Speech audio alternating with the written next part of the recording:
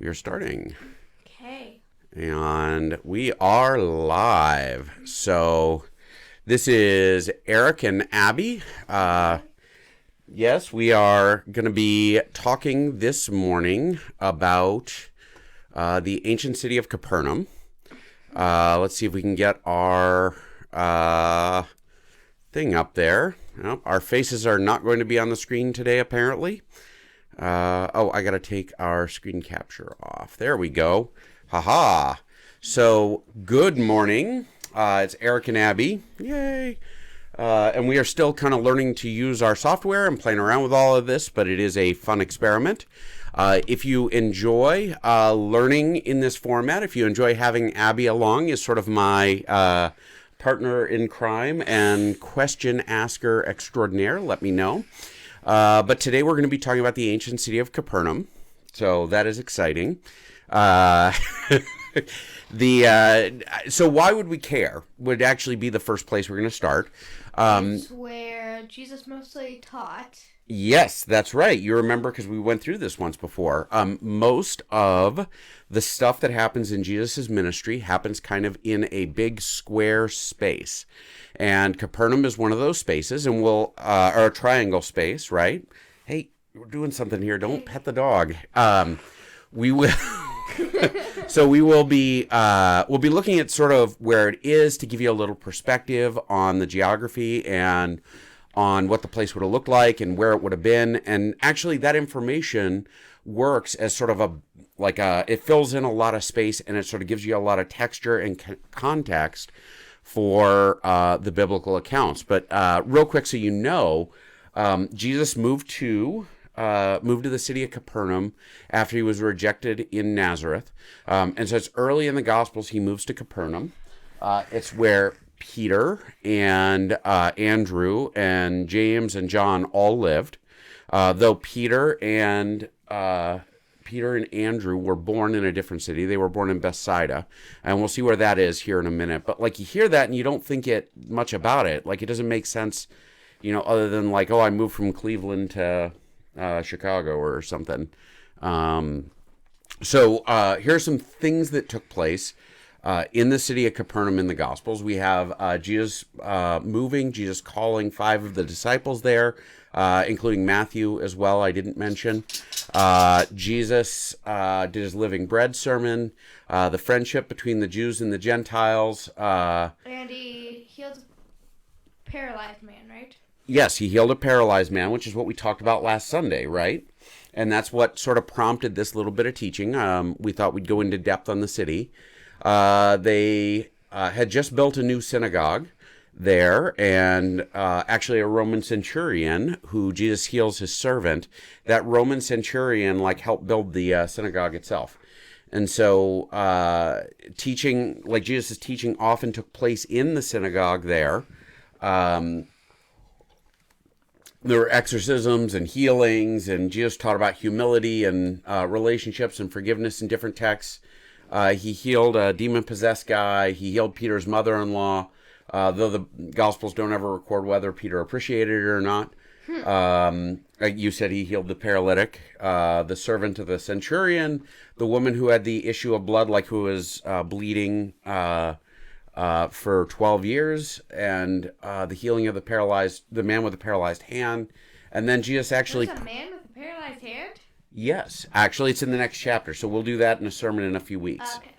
And then the cursing and ruin of the city. Jesus curses the city and predicts that it'll be ruined, and actually today it is in ruins. It is one of the cities that just sort of disappeared off the map. And actually, it looks like probably not too long after, at least the synagogue in the city was destroyed and then later replaced. Yep. So those are the things that are important about it, and knowing where it is and knowing a little bit about it, will make a difference. And if you stick with us, you'll kind of understand. We have some visual aids. We'll see if we can get those to work this time. Because we tried to do this yesterday, yes. and you couldn't hear us when you could see the things. Yes, you could see the pictures, but you couldn't see us. And so this time, here's our map. This is the city, or this is a map of the Sea of Galilee, right? And the Sea of Galilee is a lot of where, like, the ministry of Jesus took place. And Capernaum is on the north shore there. You can kind of see it in the picture, right? And Chorazin is up and to the west, and then Bethsaida is sort of up and to the right, the east. And, like, that's important because, like, most of Jesus' ministry took place right in that little circle, or triangle. I know shapes. You're supposed to correct me on that. That's your job, baby. And so that is sort of the location, and I'll do the bigger map. Do you think we can get that to work today? Maybe. Let's see. All right, so here is our bigger map, if I can pull it up here. Oh, it's right at the top. That's why. And we'll see here. We are a really professional production here. Yeah. So here's our bigger map, and you can see sort of the whole world here. There's Italy, and this is North Africa, and that's Spain. And here is sort of Greece. Like, actually, Greece is over here. And down here is Israel, and we are going to sort of zoom in. We got to go over here and sort of pull it up. This is Israel, right? And so we have Bethlehem and some of these places we know about. Bethany gets mentioned a few times. And Chorazin is one of the larger cities in the area.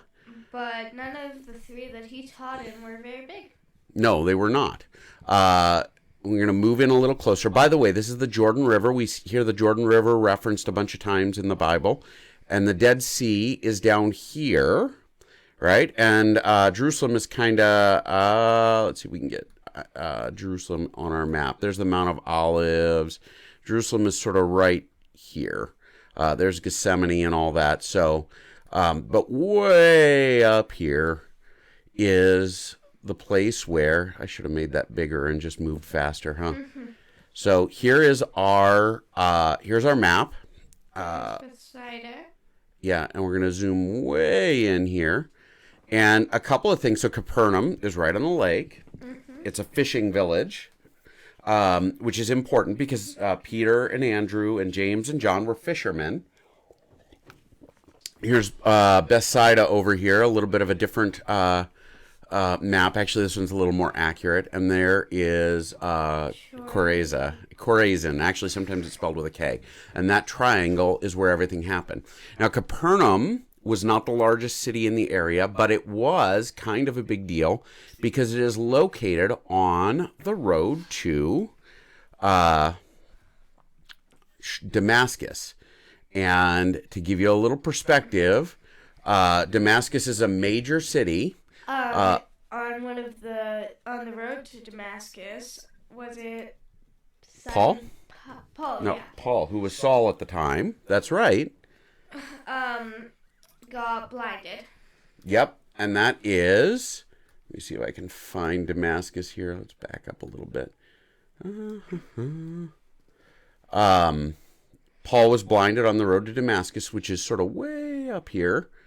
And I can't find it now, apparently. I'm going to look kind of dumb. Geography is not my strong subject. Actually, Damascus is down here. It's too far north. So Damascus, like when we understand where the road is, it is actually kind of in this neighborhood. And so the road here that goes all the way down is a major trade route. And it goes across this little valley here, and you can't really see it. We'll show our 3D map in a little while. And like you can see that like there's only really one way for that road to go through. And it comes down here to Capernaum. And so like that's a major trade route. About 100 meters, which is about a football field away, there is a... there was an inscription found that labeled the road as being Caesar's, and it like the inscription said Caesar the Divine, basically. And the idea was it was a name associated with like places where we know that the Romans considered it to be a pretty important strategic location. And so this Capernaum was considered to be a strategic location because of the trade route that was up here. And so, like, we know there was at least a small garrison of soldiers there, like, because of the centurion that lived there. And that's kind of why it's important. It's right in the middle of everything. And Matthew, the Gospel of Matthew, says that Capernaum was Jesus' hometown. After he left Nazareth, Capernaum became his hometown. And he taught and taught and taught. Yes, he did a bunch of stuff there, right? Yes. All right, so we will come back on the screen here. And so are we ready to learn a little bit, Abby? Again? So we have some pictures. Actually, I took some of these pictures. And so that'll be fun. We were going through them yesterday. And so we will start off with our first photograph. I took this picture. This is from the shore of the Sea of Galilee. That Peter Yes. dragged himself up. Yeah, this is where Peter dove into the Red Sea, or into the Sea of Galilee, and swam to the shore because Jesus appeared to the apostles. And so this is the location, and you can't really see it in this picture, but just past this hill is Capernaum. And so they were just down the beach from it, like not very far away. You could walk between them. They're very close, and there's me selfieing in that spot. And so then here is... I have a rock from the Sea of Galilee. Yes, you do. I gave you a rock from the... I did. So this is Capernaum. This is an aerial view of the modern, archaeological dig from the It area. doesn't look very old. Well, parts of it are and parts of it aren't. And parts of it are older than others. This is the aerial view. It was found in the 1940s. Okay. It was excavated by Franciscan archaeologists. And so you can see kind of what's left. That big octagonal building Was a church. is a church now. This is the modern day church that's built over an older church that's built over the remains of Peter's house. And then to the right, do you know what that is, Abby? Courtyard? It's a synagogue. The big square there is a synagogue. What's a synagogue? A synagogue is like a Jewish, it's like a Jewish church. During the exile, which was about, many hundreds of years before Jesus came, the people of Israel were conquered by the people of Babylon, and they were taken away as captives, as slaves, basically. And they were relocated to Babylon. History repeats itself. Yes, because they were actually taken. There are a few times that the people of Israel were away from home in a foreign land. Right? We know that also happened. And by the way, I can show you when they were in Babylon. They were here. Let's see. So. If you look on the map there, Chorazin is located, but that's Capernaum. And so this is all Israel. And way over here is Babylon. And so when they were exiled, they were taken a long, long way from home. And they had to walk. Yes, they had to walk home. Well, they probably didn't have many bus options. The bus routes weren't open yet. Maybe donkeys. Or camels or whatever. Yeah, and carts. Or walking. So, and that was hundreds of few years. Choices. Yes, that was hundreds of years before Jesus came along. So we'll go back here to Capernaum, and that's a synagogue. While they were in Babylon, they could not go to the temple to worship, and all of the Jewish religion was centered around the temple. And so when they didn't have the temple anymore, they had to figure out what they were going to do now.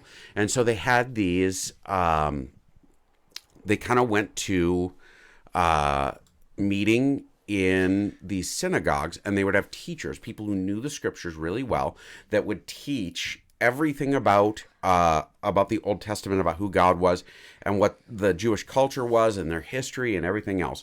And so that's where synagogues came from, because they had no temple. And they had rabbis who taught everything. We have somebody who's watching. Hi, whoever is watching. And so... They've been on and off for a little while. Have they? So we have this, they went to synagogues, right? And the synagogues were where they would meet and they would teach, and the rabbis would become experts, and they would teach everything about the Bible, everything about the Old Testament, and it's kind of cool. Our one viewer left. And so this is that synagogue there. That is where the teaching would have happened. I didn't mean to go back to that. I meant to go to our slides. There's our slides again. So this is the aerial view. And if you look between the octagonal church and the big sort of square building, hope they can. We'll see if we have to re-record it. The big square building, the octagonal there and the big square building, the thing that is happening there, like that's see the little boxy shapes there? Those are houses, right? Yes, they're houses. Peter was about 2 doors down from the synagogue, and so when Jesus would go to the synagogue, he was just walking down the street. The Israelites must have been tiny because that was 2 houses. Yes. I would hate living that.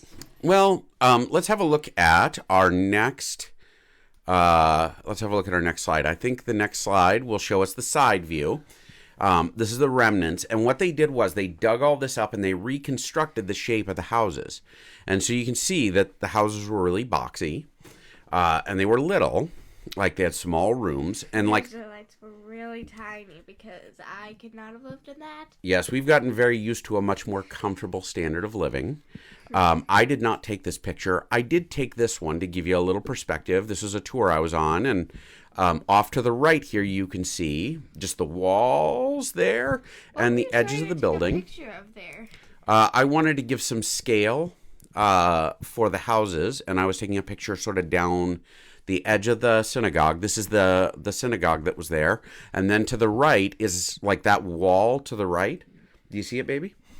That is somebody's like yard fence, basically, because they had a courtyard out here, or it was a house with a roof there because there are pillars that may have been a roof there, but that was somebody's house, and I wanted to show how close they were. Let's see what our next one is. This is another one I took of the houses, so you can kind of see that these were little spaces, and the houses were sort of boxed in, but they did have courtyards, and they usually had a fence going around, and we'll see that when we get to Peter's house. To the right in the picture, you can see that is the modern church, right? I can't remember if we're going to do the church first. Oh, no, we're going to do the synagogues. There's some scale again. From the aerial view of the synagogue, you can see that the people. Do you look at the people there? And the people are. You can see about how big the rooms were based on the scale of the people and how big the synagogue was. And there are sort of 2 sections to the synagogue. That first picture I took is right outside of the synagogue, actually, just to the. If you're looking at the picture toward the top of the picture is where I was standing, and I took a picture down toward the bottom, and you can see sort of where everything is. And there's an inner area and an outer area of this particular synagogue. But that is the scale of the space. We'll jump again. This is, I stole this picture from the internet. Hooray! And that is another interior of the synagogue. And on the left, you can see benches, right? Do you see the benches? And like men would sit on the benches when they went to synagogue, and on the right you can see the very comfortable to sit on. Yes, small. Yes, it was small, but you can see sort of the edge of the synagogue there, or the benches, and people would sit on there, and the teacher would be in the middle, and he would teach. There's the outside of the synagogue again. This is another picture I took. Okay. But the synagogue would have been in the middle of the town. Do you remember what we talked about with the synagogue? How old this one is? Like 200, 300 years? Yeah, this is about mid-5th century. So it was built in the 400s AD, and it was built with both Jewish and Roman architectural style, or Gentile architectural style. Were they enemies? In most places, the Jews and the Gentiles, they were not people who got along. But this suggests that they did get along because there's both kinds of architecture there. And there's actually some inscriptions in both Greek and Hebrew, or whatever, like Greek and probably Latin or whatever. You'll see them in another picture. That guy in the middle is Jim Lyon. He's the head of the Church of God. And he was doing different talks at different spots, and I learned a lot from him. But you can see I'm sitting on one of these benches, and this is what it would have looked like to look into the middle of this 5th century synagogue. And this synagogue, so like it's built over the remains of the original synagogue. And when they dug up the architecture, they found underneath it, like, and they re-erected all this stuff. Underneath it, they found all of the, they found the remains of the original synagogue that Jesus would have taught in. And so did you put the video that we found in here? I did not. I may have. Let me see if I can find it. I can put it in real quick if you want. Do you think I should show the video? Yes, I think you should. Okay, so we'll show a little more of this stuff, and I will find I'll find the video for us to look at. So this is my friend, another friend of mine. Like, this is I know his name. I'm going to draw a blank now. Art. This is my friend Art, who went with us to Israel, and he's standing in the shade because it's hot all the time there. And you can see all black, long yes, and jeans. You can see sort of the pillar and get an idea of the scale of the thing, how big this space was. It's an enormous building. But the original place where Jesus taught is underneath. Oh no. So I have to change this a little bit so you can see the whole picture. This is a photo I took, sort of panoramic, and so we'll zip that up there. And there's my friend Denver Burns. But you can see, like, you would be sitting along, and there'd be this long line of pillars, and you would have teachers in the middle, and their voices would echo off of the walls and the ceiling, and you'd be able to hear what they were saying. And that is kind of cool, actually. We're back here. I did not mean to be back here. Oh no, my slides are disappearing. For some reason, my other stuff is gone. Let's see if we can get to my... Yeah, those are there. They're not coming up. Dang it. Doggone it. All right, you know what we'll do? We'll switch to... I know how we'll do this. Don't blame Jedi for this. I'm not blaming Jedi. He's the dog. Can't be blamed. You said doggone it. All right, we'll go back to our screen capture here. Bop. All right. And we'll go back to our map. And now hey, sit down. Don't wander off, you turkey. And I'll open my... There we go. Making sure the puppy dog didn't wander off. She's still laying over there. All right, I'm sorry, guys. Technical difficulties, because all of this stuff is really new to me. All right, so this is another view, right? This is one of mine. And from the very top here, you can see, this is, again, the old church. And we'll come over here, and we'll see underneath the old church is this.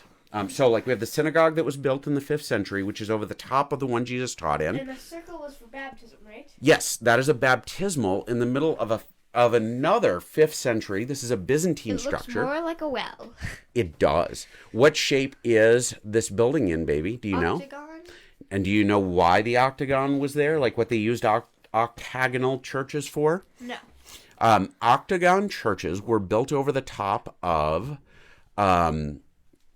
ancient sites that were associated with famous people or important people from the Bible. And so what we're seeing there is this was built over, like in the 5th century, they said this is an important place. It was buried over Peter's house, right? Yeah, because they built it there because the people who lived in the village said, hey, this is where Peter's house was. Or for whatever reason, they decided this is Peter's house, and they built this church in this octagonal special shape over the top of Peter's house. And so that's part of the reason they knew it was Peter's house. We can see here is the archaeological dig. Like, what do you know about this, baby? Oh, actually, I'm wrong. The baptistry was at the top. Do you see it? Oh. And the middle was just something. I don't know. Maybe I was wrong. I thought that was where the baptistry was. But this is the old church. And the light blue octagonal stuff is the original Byzantine church. And then the gray in the middle underneath is the outline of the space where they found the old house that they did not dig up. Excavating underneath the original church, because remember, like we talked about this yesterday, Ruins tend to happen in layers. So, like if you go in your yard and you dig, you might find remains of things from 100 years ago or 200 years ago. When we moved into the parsonage, we made like a little patio type thing. Yep. And we found 20 or so bricks. Yes, we found a bunch of old bricks that were there from before we moved into the house, right? Yeah. Because stuff that you leave out or ruins tend to sink and they fill in with dirt, and there ends up being layers. And so sometimes they figure out how old stuff is by digging out the layers. This is the layers underneath the original church, and they have the church there, but not Peter's house.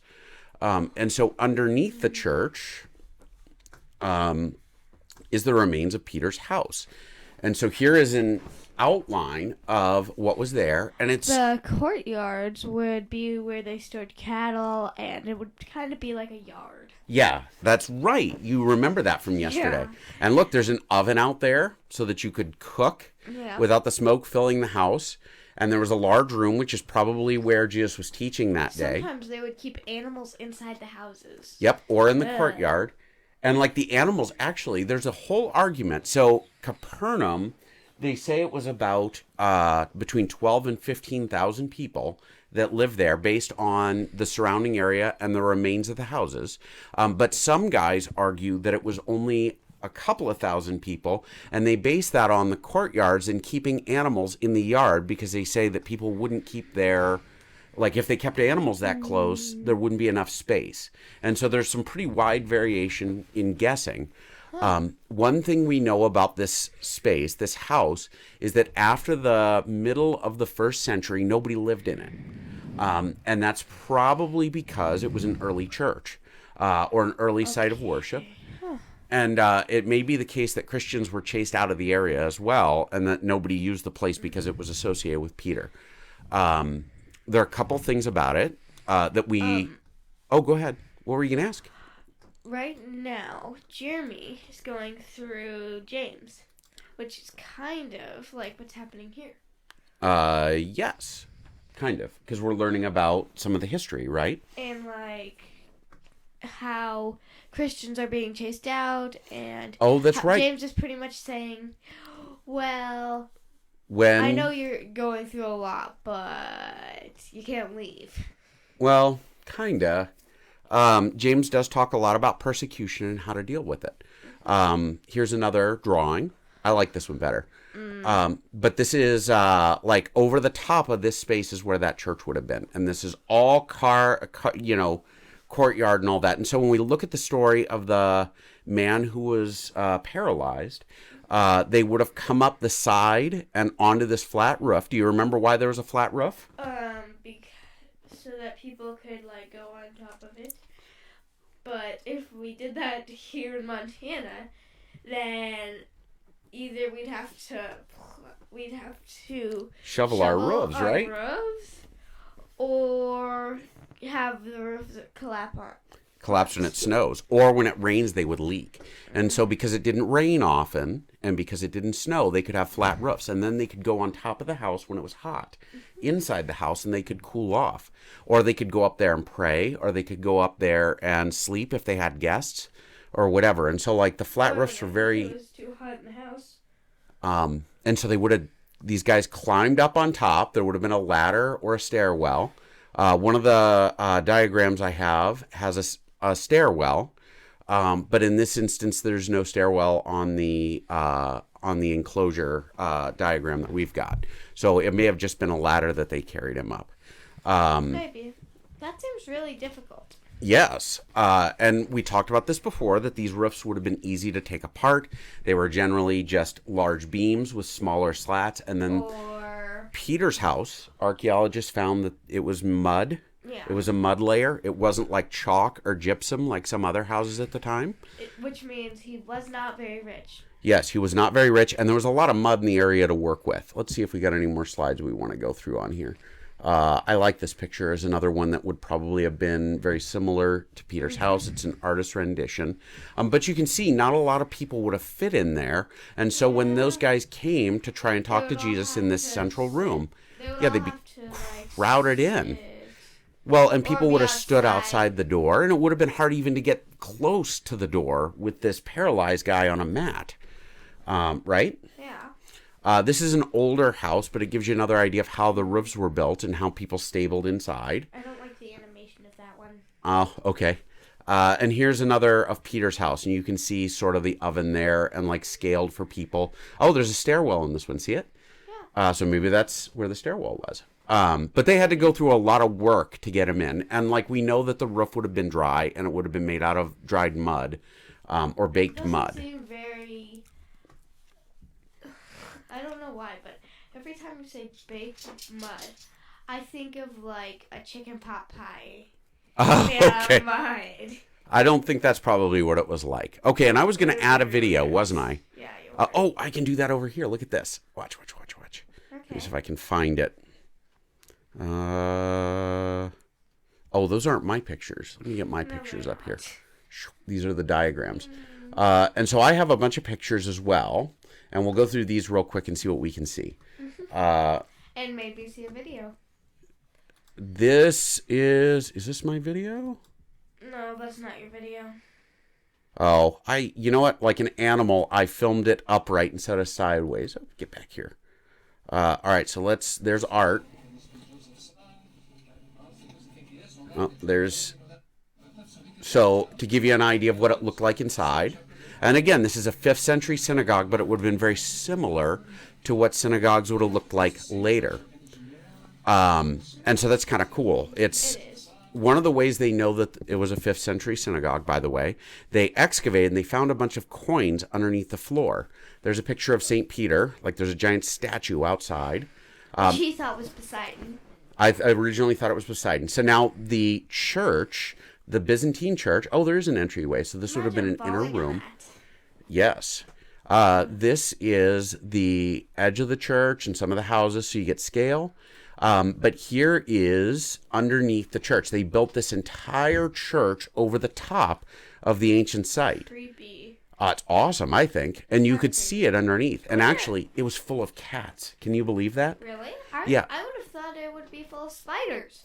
Probably both. But we know that ancient Romans released cats everywhere in their cities.